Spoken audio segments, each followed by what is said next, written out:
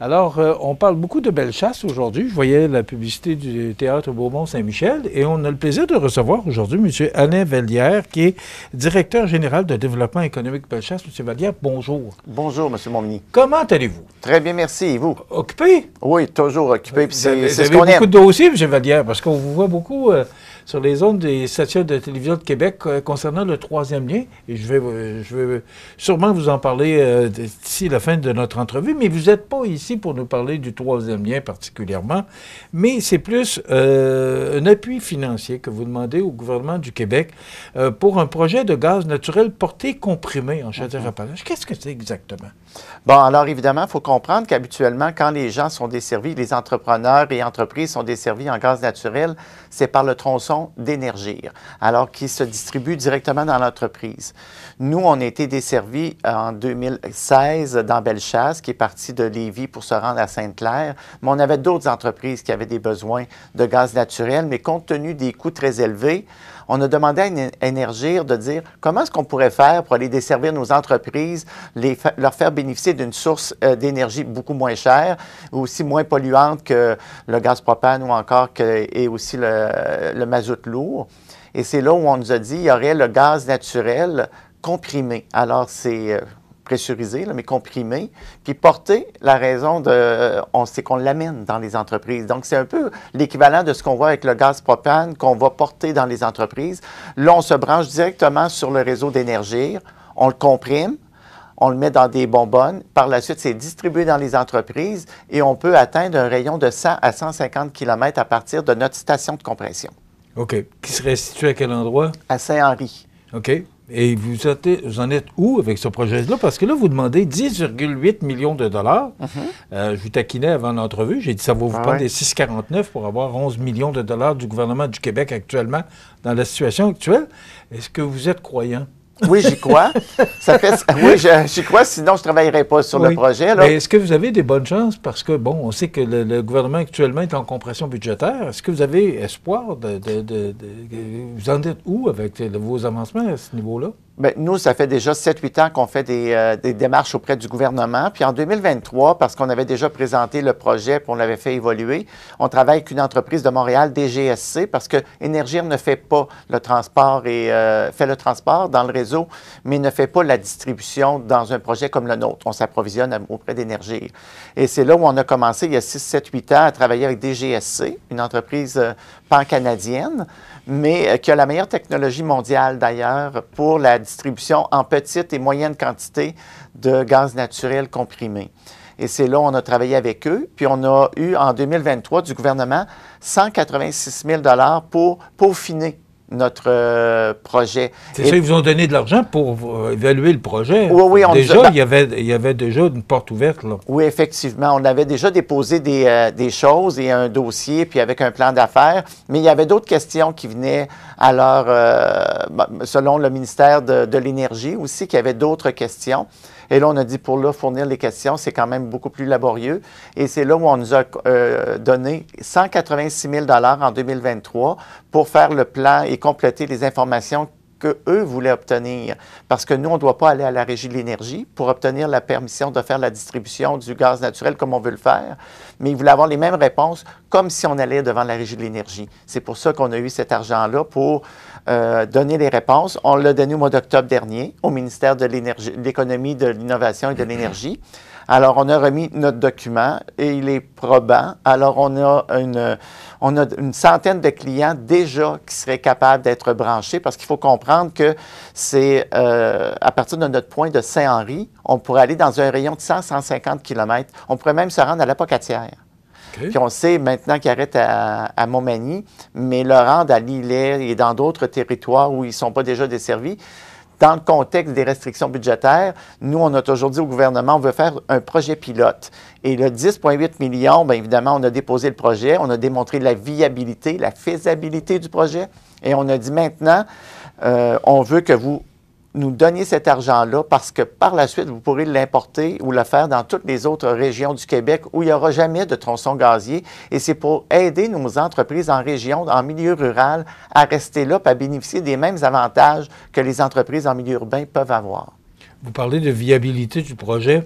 Est-ce que c'est la Société de développement de Bellechasse, là, de développement économique de Bellechasse, pardon, qui va gérer ce projet-là? Bon, évidemment, nous, on travaille avec des GSC, en partenariat avec des GSC. Alors, ce sont des choses qui vont être à être discutées au cours des prochaines étapes. Mais évidemment, il faut comprendre aussi que le gouvernement, quand on demande, mais vous me disiez, est-ce que vous avez un billet de loterie? Je vous dirais que le billet de loterie, je ne l'ai pas, mais on vit quand même des moments particuliers au Canada et au Québec aujourd'hui avec les tarifs, la crise des travailleurs étrangers temporaires pour nos entreprises. Alors, le gouvernement veut mettre en place des mesures pour soutenir nos entreprises. Alors là, on arrive avec un bel exemple d'un projet qui pourrait aider les entreprises en région et en milieu rural à bénéficier d'une source d'énergie moins polluante, mais aussi qui pourrait permettre de réduire la facture énergétique de 40 à 50 %. Alors, c'est quand même important. Puis là, on dit au gouvernement, il va falloir par la suite que vous le reproduisiez dans d'autres régions. Et c'est ça qu'on veut faire. C'est qu'on veut avoir, puis je pense que le gouvernement doit envoyer un message pour dire qu'il soutient l'économie des régions et du milieu rural. Alors, c'est pour ça que j'ai bien confiance que le gouvernement va aller de l'avant avec le projet. Sinon, je serais bien déçu. Mais là, on va voir si, à un moment donné, comme je dis souvent, là, à la franquette, on va voir si les bottines suivent les babines. Hein? On parle des régions. Alors là, à un moment donné, il va falloir que le chèque suive. Est-ce que vous avez de la demande pour mettre un projet autant d'avant, puis vous avez mis beaucoup de travail là-dedans, est-ce que vous avez beaucoup de demandes des entreprises qui se joindraient à ce projet-là? Dans notre plan d'affaires et notre étude de faisabilité, on avait déjà plus de 100 entreprises qui avaient manifesté de l'intérêt selon la consommation. Alors, c'est 10 millions de mètres cubes par année que ça représenterait. Alors, c'est quand même fort important. Puis on a des entreprises, et d'ailleurs particulièrement à Lillet, ou des entreprises qui en bénéficieraient. C'est des bonnes quantités dont ils auraient besoin.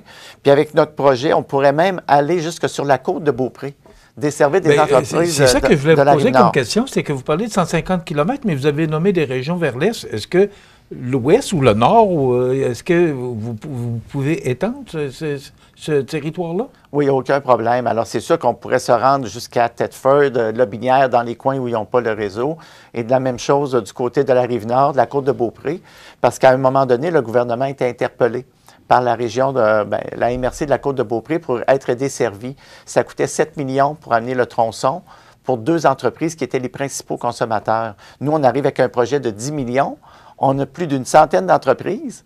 Et là, on va desservir 10 millions de mètres cubes là, selon la consommation.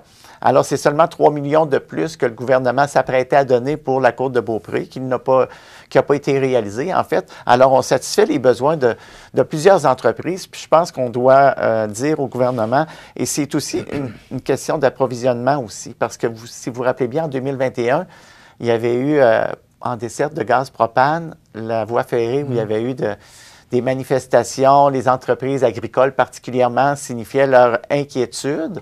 Alors là, il y a une sécurité d'approvisionnement, ça arrive par tronçon. Alors, ça vient sécuriser aussi, puis on a l'appui de l'UPA. On a l'appui de plusieurs organisations dans notre projet, parce qu'il y a plusieurs fermes qui sont situées dans des rangs où le tronçon gazier n'ira jamais, mais avec ça, on pourrait aider, soutenir. Alors, c'est pour ça qu'on a eu l'appui de l'UPA provincial, mais évidemment l'UPA local, Bellechasse, régional, mais aussi provincial, parce que c'est un souci de réduire la facture énergétique des entreprises agricoles, mais surtout d'assurer une sécurité d'approvisionnement. Ça le permet. Votre projet a été déposé au mois d'octobre? Oui. Vous attendez une réponse pour quand? Bien, le budget va être déposé le 25 mars prochain. Et dans les consultations pré-budgétaires du ministère des Finances, on a déposé un mémoire dans lequel on demande le montant avec les principales données. Ils ont déjà le document qui est quand même assez volumineux, mais on leur a réduit ça dans un mémoire pour justement leur signifier l'importance de le réaliser et de le faire. Alors, c'est pour ça que là, c'est le 25 mars. Alors, on parle avec nos élus provinciaux pour obtenir le financement. Mais là, vous n'avez pas de source qui indique que ça va dans le bon sens. Est-ce que vous avez des fois des petits in, excusez-moi l'anglicisme, mais pour savoir comment votre projet avance? Je pense qu'il y a de l'ouverture au chapitre, au chapitre politique. Avec la qualité du projet là, que je vous entends, c'est un beau projet. Puis en plus, 100 entreprises sont intéressées. Ça, c'est sans connaître les autres qui pourraient le devenir aussi. Oui, c'est ça. Puis la réduction de GES, c'est 7 500 tonnes de CO2 par année. Alors, je vous dirais que c'est quand même important. Mais c'est comme dans toute chose. Puis là, je vais être prudent. Souvent, nos élus, puis je ne suis pas en train de nos élus sont volontaires à faire des projets. OK? Mais par contre, la machine, elle est lourde. La machine impose beaucoup de normes, de restrictions. Vous savez, il y a des projets de loi qui sont adoptés. Puis là, dans les projets de loi, ils les adoptent, mais ils viennent toujours avec des particularités. Et dans les particularités, c'est là où le bas blesse. Parce que là, c'est des étapes, des ci, des ça, puis des contraintes, des restrictions qui sont mises en place. Et c'est là où la fonction publique prend tout son pouvoir bien souvent. Et c'est là l'environnement est impliqué là-dedans, M. Vallière? Non, c'est le ministère de l'Énergie. OK. Mais même s'il y a du gaz qui se promène, il n'y a pas de... Non, il n'y a pas de contraintes et de restrictions. Puis ce que je voulais dire, c'est que bien souvent, et malheureusement au Québec, c'est la queue du chien qui soigne le chien. Fait que là, c'est juste qu'on va voir si le gouvernement veut changer la tendance et faire en sorte que ce sont des décideurs qui vont nous aider, nous soutenir dans le projet. Écoutez, le temps passe vite et je veux vous entendre de savoir, avec tout ce qui se passe aux États-Unis actuellement, comment se portent nos entreprises dans Bellechasse? Bien, nos entreprises, nous, on les a consultées, on les a rencontrées hier, puis je veux dire, on se tient quand même très près de nos entreprises parce que notre organisation, nous, on a le mandat de la MRC de Bellechasse pour faire du développement économique et moi, je suis dirigé par un conseil d'administration autonome. Je tiens à le dire parce que c'est important d'avoir des gens d'affaires autour de la table quand il est temps de parler de développement économique. Mais nous, on se tient proche de nos entreprises, on en a autour de la table. On avait justement une réunion la semaine dernière du conseil d'administration. Elle se porte relativement bien, je vous dirais, par rapport, mais il y a des inquiétudes, des craintes. Il n'y a pas beaucoup d'entreprises qui sont encore touchées. Certaines ont déjà vu leur carnet de commandes réduit, mais ce n'est pas encore très lourd, là, mais ça pourrait le devenir. Mais il y a une inquiétude parallèle. C'est les travailleurs étrangers temporaires, les nouvelles mesures que le gouvernement avait mises en place en 2024. Et ça, c'est beaucoup plus inquiétant parce que nos entreprises, encore une fois, en région et en milieu rural, bien, nous, c'est la façon d'attirer des employés dans nos entreprises puis de maintenir la pérennité de nos entreprises. Ce sont ces travailleurs-là qui viennent occuper le territoire puis maintenir la production de ces entreprises. Là, c'est comme à risque. Alors, nos entreprises font face aux deux problèmes. La menace des tarifs, puis, bon, dans un certain cas qui a été mis en application là, pour certaines parties, mais il y a aussi les travailleurs étrangers temporaires qui est un enjeu important. Puis ça... Oui, COVID, taux d'inflation, taux d'intérêt, là, c'est les travailleurs étrangers, là, c'est Donald Trump. Pas facile pour les entreprises. Je pense que vous avez une bonne oreille pour vous, mais est-ce qu'ils le partagent avec les gens au développement économique de Bellechasse? Oui, oui, les gens n'hésitent pas, puis nous, on loge les appels, puis on fait des consultations, on envoie des sondages où on cueille les données, parce qu'il faut avoir des données hein, quand on se présente devant le gouvernement pour dire voici nos entreprises, ce que ça représente. Et c'est là où nous, on se tient proche de nos entreprises. Mais en même temps, je vous dirais, c'est là où le gouvernement, présentement, doit avoir une oreille, entre autres, pour un projet comme ça. C'est sûr que ça n'empêche pas les tarifs, mais par contre, on doit réduire la facture de nos entreprises, les soutenir, les aider. On a un projet probant pour le faire avec le gaz naturel porté, mais on a également, puis on fait beaucoup de représentations pour demander au gouvernement. On comprend l'histoire des travailleurs étrangers temporaires, mais pouvez-vous reconnaître que ceux qui sont là aident l'entreprise? N'en accueillons pas. Mettons un moratoire sur les nouveaux venus. Mais sur ceux qui sont là qu'on a actuellement. Oui, c'est ça. Alors, c'est ça qu'on demande au gouvernement. Puis on espère que le fédéral et le gouvernement fédéral vont avoir une oreille attentive. Puis même chose du côté du Québec, parce que le gouvernement fédéral a répondu aux demandes du gouvernement du Québec. M. Vallière, vous êtes très impliqué aussi au niveau du projet du troisième lien. Oui. Je vous ai demandé tantôt si vous étiez croyant. Croyez-vous que ça va se réaliser? Parce que vous mettez beaucoup d'énergie, particulièrement dans Bellechasse. Je vous ai déjà reçu ici avec le préfet de la MRC de Bellechasse. Est-ce qu'on peut y croire? Encore une fois, si j'y croyais pas, je ne m'engagerais pas à le soutenir, pas à le défendre. Parce que je crois véritablement à ce nouveau lien autoroutier. Puis moi, je crois au développement des régions. Et je suis engagé par une organisation pour faire le développement des régions. Alors, c'est la raison pour laquelle aussi je m'implique. Puis, vous savez, moi, c'est le développement de l'Est du Québec à partir de Lévis et de Québec, autant la Rive-Nord que la Rive-Sud. Moi, je suis préoccupé par cet élément-là et je pense que c'est important qu'on développe l'Est du Québec. C'est tout aussi important de développer l'Est du Québec que ça l'est pour développer les régions de Montréal ou de Québec, contre lesquelles je n'ai rien. Juste à titre d'exemple, puis je ne veux pas mettre en opposition les projets. Il y a 2 semaines, le gouvernement annonçait en grande pompe un 18,5 milliards pour prolonger le métro dans l'Est de Montréal. Alors, tout le monde s'est réjoui. Les gens de Montréal étaient tout heureux. Nous, les gens de Québec, on n'a pas contesté. C'est leur besoin, c'est leur réalité. Nous, on demande avoir un projet, un nouveau lien à l'est des centres-villes de Québec et Lévis pour encore mieux soutenir le développement de l'est du Québec, permettre une boucle autour de la région de Québec. Et on a des gens de Montréal qui viennent s'opposer à notre projet, qui s'interpellent. Oui, alors là, je veux dire, je trouve ça navrant de voir qu'on n'a pas plus d'écoute pour les régions et le milieu rural. Ça me désole beaucoup. On dirait que hors de la ville, point de salut. C'est à peu près ça. Alors là, maintenant, il est grand temps que le gouvernement nous a dit qu'il le ferait. Alors nous, ce qu'on a demandé à la ministre, on va l'accompagner, puis on a toujours été près de la ministre Guilbeault pour dire, Madame Guilbeault, on vous accompagne, on est d'accord avec vous. Il faut que ce soit à l'est des centres-villes de Québec et Lévis, mais faites-le vite pour pas que ce soit irréversible quand on arrivera aux élections de octobre 2026.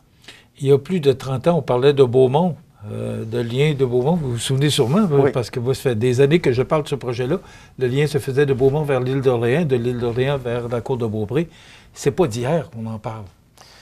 Non, mais encore une fois, ce que je disais tout à l'heure, tu sais, j'ai vu M. Lessard, j'ai vu plein de ministres arriver, moi. Oui, bien, ça fait un bout de temps, vous êtes au développement économique dans Bellechasse aussi. Oui, puis ils disaient tous oui, on est favorable, on est ouvert. Tu sais, il y avait toujours beaucoup d'ouverture. Tu as eu M. Bonnardel. Mais il y a des forces internes, tu sais, c'est la machine qui ne veut pas. C'est là où le gouvernement puis les élus, puis à un moment donné, qui décide? Est-ce que c'est la machine ou c'est le gouvernement puis les élus? C'est là où je me pose des questions. Mais je veux croire que ce sont véritablement les élus. Là, ultimement, c'est eux. Mais j'ai l'impression que dans ce dossier-là, il y a beaucoup de tergiversation, puis il y a beaucoup de résistance à l'interne. C'est avec ça qu'on a à composer. Mais moi, j'y crois. On doit le faire. Il y a une mobilisation. On a fait la coalition de l'Est pour le troisième lien. On est près de 100 organisations, municipalités, MRC, chambres de commerce, qui sont regroupés, impliqués. Alors, c'est tout près de ça. Là, on va même chercher la MRC de Kamouraska. Là, on veut aller chercher la MRC de Rivière-du-Loup. Alors, on veut démontrer véritablement que c'est un projet qui, des deux côtés, que ce soit avec la MRC de Charlevoix qui en bénéficierait aussi, parce qu'on a déjà la MRC de la Côte-de-Beaupré. On va regarder du côté de la MRC de la Jacques-Cartier, Charlevoix. Alors, c'est toutes ces MRC-là qui sont impliquées, ces régions-là, ces territoires et ces individus-là. Et c'est la raison pour laquelle on va travailler fort, tout comme je l'ai fait depuis 7-8 ans et je l'avais fait auparavant pour le gaz naturel de Lévis à Sainte-Claire en 2012 quand ça a commencé. Là, je suis avec le gaz naturel porté, mais aussi parallèlement la coalition de l'Est pour un nouveau lien autoroutier. Alors, j'y crois, on en a besoin et c'est une importance très grande pour le développement de nos régions. Fermer la boucle. Et je pense qu'on devra se mobiliser encore plus, puis la population doit le signifier aux élus. Parce que des fois... Oui, la population doit s'en mêler aussi. Oui, parce que vous avez un élu ici, M. Rivet. Alors, je dis aux gens du territoire de Montmagny, de Lillet ou encore de Bellechasse qui vous écoutent et qui sont en ce moment en ondes avec nous, en ligne avec nous, là. Mais je leur dis, parlez-en à votre député. Dites-le que c'est important. Parce qu'ils doivent l'entendre, parce que les autres, c'est votre voix à l'Assemblée nationale, au Parlement. Et on attend M. Rivet bientôt, là. Il posera la question d'ailleurs, par rapport à ce qui s'est passé à Montréal versus ce qu'on souhaite ici. C'est ça. M. Vallière, c'est toujours un plaisir de vous recevoir et tenez-nous au courant de votre projet pour le gaz naturel porté comprimé, savoir s'il aura l'aval du gouvernement. On attend des bonnes nouvelles de votre part là-dessus. Certainement, puis avec mon débordement d'optimisme, je vais vous inviter à la conférence de presse. Je serai là avec plaisir. C'est bien. C'est Alain Vallière qui est directeur général de développement économique Bellechasse. Voilà, ça complète.